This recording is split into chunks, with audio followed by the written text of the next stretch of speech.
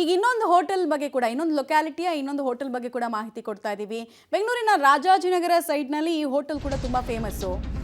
ಕಳೆದ 3-4 ದಿನದಿಂದ ಇವರು ಗ್ರಾಹಕರಿಗೆ ಸೇವೆ ಕೊಡೋಕೆ ಆಗ್ತಿರ್ಲಿಲ್ಲ, ಯಾಕಂದರೆ ಹೋಟೆಲನ್ನು ಬಂದ್ ಮಾಡಿದ್ರು. ರಾಜ್ಕುಮಾರ್ ರಸ್ತೆಯಲ್ಲಿ ಹಲವು ಹೋಟೆಲ್ಗಳು, ಸಣ್ಣ ಪುಟ್ಟ ಹೋಟೆಲ್ಗಳೇ ಕಾಣಿಸ್ತಾ ಇತ್ತು, ಅದೆಲ್ಲ ಮುಚ್ಚಿದಾವೆ.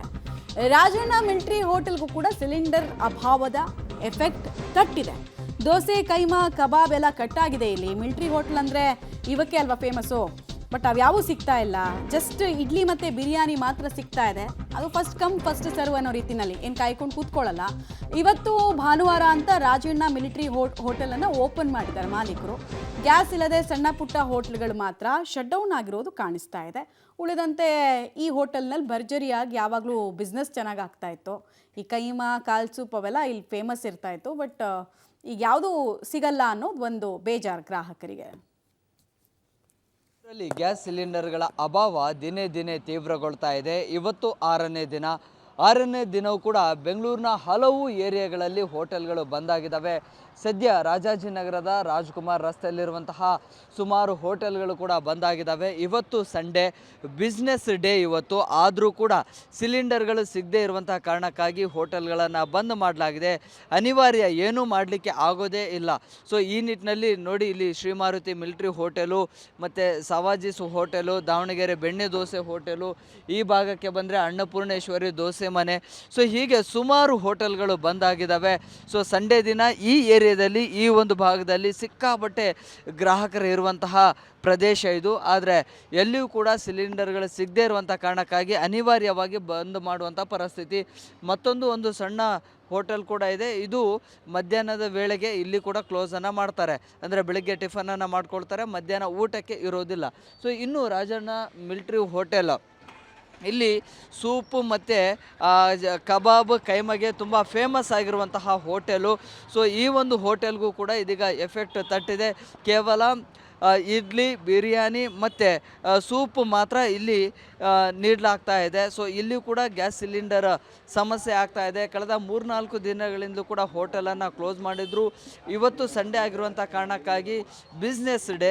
ಸೊ ಈ ನಿಟ್ಟಿನಲ್ಲಿ ಮತ್ತೆ ಪರ್ಯಾಯವಾಗಿ ಒಂದು ಸಿಲಿಂಡರನ್ನು ತಂದು ಹೋಟೆಲನ್ನು ನಡೆಸ್ತಾ ಇದ್ದಾರೆ.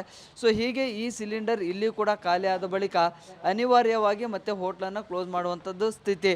ಸೊ ಹೀಗೆ ಸುಮಾರು ಗ್ಯಾಸ್ ಏಜೆನ್ಸಿಗಳು ಅಲ್ಲಲ್ಲಿ ಒಂದಿಷ್ಟು ಹೋಟೆಲ್ಗಳಿಗೆ ಮಾತ್ರ 1, 2, 3 ಗ್ಯಾಸ್ ಸಿಲಿಂಡರ್ಗಳನ್ನು ಪೂರೈಕೆ ಮಾಡ್ತಾ ಇದ್ದಾರೆ. ಅನಿವಾರ್ಯವಾಗಿ ದುಬಾರಿ ಬೆಲೆಗೆ ಸಿಲಿಂಡರ್ಗಳನ್ನು ಖರೀದಿಸಿ ಹೋಟೆಲ್ಗಳನ್ನು ನಡೆಸ್ತಾ ಇದ್ದಾರೆ. ಸೊ ಹೀಗೆ ಹೋಟೆಲ್ನ ಸಿಬ್ಬಂದಿ ಕೂಡ ಇದ್ದಾರೆ, ಮಾತನಾಡಿಸ್ತೀನಿ. ಸರ್ ಹೇಳಿ, ಏನಾದರೂ ಕಟ್ ಆಫ್ ಮಾಡಿದ್ದೀರಾ ಹೆಂಗೆ? ಸರ್, ಕಟ್ ಆಫ್ ಅಂದರೆ ಎಣ್ಣೆ ಪದಾರ್ಥ ಕಂಟಿನ್ಯೂಸ್ ಗ್ಯಾಸ್ ಉಡ್ಸೋವೆಲ್ಲನೂ ಆಫ್ ಮಾಡಿದ್ದೀವಿ. ದೋಸೆ ಸಂಡೇ ಮೇಯ್ನ್ ಹೋಗ್ತಿದ್ದೆ, ದೋಸೆ, ಇಡ್ಲಿ, ಬೇಳೆ, ಕೈಮಾ ಗೊಜ್ಜೆಲ್ಲ ಚೆನ್ನಾಗಿ ಹೋಗ್ತಿತ್ತು. ಈಗ ಅದು ನಿಲ್ಲಿಸಿದ್ದೀವಿ. ಇನ್ನು ಮಧ್ಯಾಹ್ನಗಿಂತ ಬರೋದೇ ಗ್ಯಾಸು. ಮಧ್ಯಾಹ್ನ ಮೇಲೆ ಇವತ್ತು ಸಂಡೇ, ಆ್ಯಕ್ಚುಲಿ ವ್ಯಾಪಾರ ಚೆನ್ನಾಗಾಗೋ ದಿನವೇ ಇವತ್ತೇ ಕ್ಲೋಸ್ ಮಾಡಬೇಕು. ಮಧ್ಯಾಹ್ನಗಿಂತ ಗ್ಯಾಸ್ ಬರುತ್ತೆ, ಮಧ್ಯಾಹ್ನ ಮೇಲೆ ಗ್ಯಾಸ್ ಖಾಲಿ ಆದಾಗ ನಾವು ಹೋಟ್ಲು ಕ್ಲೋಸ್ ಮಾಡಿ ಹೋಗ್ತಾ ಇರಬೇಕು. ರಾಜಣ್ಣ ಮಿಲಿಟರಿ ಹೋಟೆಲ್ ಅಂದ್ರೆ ಕೈಮಾ, ಕಬಾಬು, ಮಟನು ಈ ಥರ ಪದಾರ್ಥಗಳಿಗೆ ಫೇಮಸ್ಸು.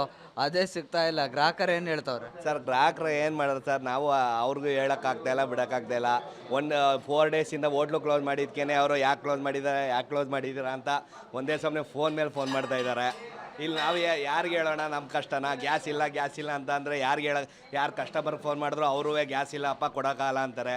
ಇನ್ಯಾರು ಕೇಳಬೇಕು ಸರ್? ನಾವು ಅದೇ ಸರ್ಕಾರದವ್ರನ್ನೇ ಕೇಳಬೇಕಾಗುತ್ತೆ ಅಷ್ಟೇ. ಬಿಸ್ನೆಸ್ಗೆ ಎಷ್ಟು ಹೊಡೆತ ಆಗ್ತಾ ಇದೆ ಸರ್? ಬಿಸ್ನೆಸ್ಗೆ ಅಂದರೆ ತುಂಬಾ ಹೊಡ್ತಾ ಇದೆ. ಬಾಡಿಗೆ ಇದೆ, ಹುಡುಗರು ಸಂಬಳ ಇದೆ, ಎಲ್ಲ ಇದೆ. ಅದು ಈಗ ಇನ್ನೇನು ಮಂತು ಸ್ಟಾರ್ಟಿಂಗ್ ಎಲ್ಲರಿಗೂ ಪೇಮೆಂಟ್ ಕೊಡಬೇಕು. ಏನು ಮಾಡೋದು ಅಂತಲೇ ಗೊತ್ತಾಗ್ತಾ ಇಲ್ಲ ಸರ್. ನೋಡಿ, ಸುಮಾರು ಕಸ್ಟಮರ್ಸ್ಗಳು ಕೂಡ ಇದ್ದಾರೆ. ರಾಜಣ್ಣ ಮಿಲಿಟರಿ ಹೋಟೆಲ್ ಈ ಭಾಗದಲ್ಲಿ ಫೇಮಸ್ಸು. ಸೊ ಹೀಗಾಗಿ ಸಂಡೇ ಅದರಲ್ಲೂ ಕೂಡ ಸ್ನೇಹಿತರು, ಒಂದಿಷ್ಟು ಫ್ಯಾಮಿಲಿಗಳು ಎಲ್ಲರೂ ಕೂಡ ಬರ್ತಾ ಇರ್ತಾರೆ. ಸ್ನೇಹಿತರು ಗುಂಪಿದೆ, ಮಾತನಾಡ್ಸೋಣ.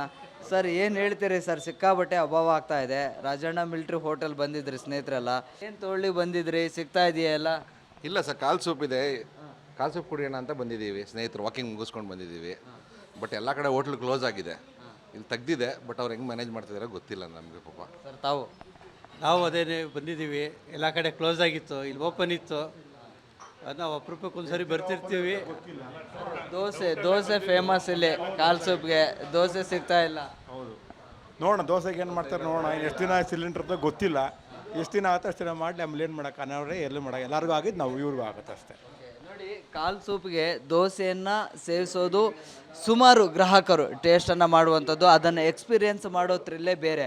ಸೊ ಆ ನಿಟ್ಟಿನಲ್ಲಿ ರಾಜಣ್ಣ ಮಿಲ್ಟ್ರಿ ಹೋಟೆಲ್ ಬರ್ತಾರೆ. ಆದರೆ ಸಿಲಿಂಡರ್ನ ಅಭಾವದಿಂದಾಗಿ ಒಂದಿಷ್ಟು ಮೆನುವಿನಲ್ಲಿ ಕೂಡ ಕಡಿತ ಉಂಟಾಗಿದೆ. ನೋಡಿ, ಗ್ರಾಹಕರ ಸಂಖ್ಯೆ ಕೂಡ ಬರ್ತಾ ಇರೋದು ಜಾಸ್ತಿ ಆಗ್ತಾನೇ ಇದೆ. ಆದರೆ ಕೇವಲ ಒಂದು ಭಾಗದಲ್ಲಿ ಅಲ್ಲ, ನಗರದ ಬಹುತೇಕ ಭಾಗಗಳಲ್ಲಿ ಕೂಡ ಇದೀಗ ಸಿಲಿಂಡರ್ಗಳ ಪೂರೈಕೆಯಲ್ಲಿ ವ್ಯತ್ಯಯ ಉಂಟಾಗ್ತಾ ಇದೆ. ಇದರಿಂದ ದೊಡ್ಡ ಮಟ್ಟದಲ್ಲಿ ಈಗ ಪೆಟ್ಟು ಕೂಡ ಆಗ್ತಾ ಇದೆ ಹೋಟೆಲ್ ಉದ್ಯಮಕ್ಕೆ. ವಿಡಿಯೋ ಜರ್ನಲಿಸ್ಟ್ ರವಿ ಜೊತೆ Prakash D Rampur, public TV, Bengaluru.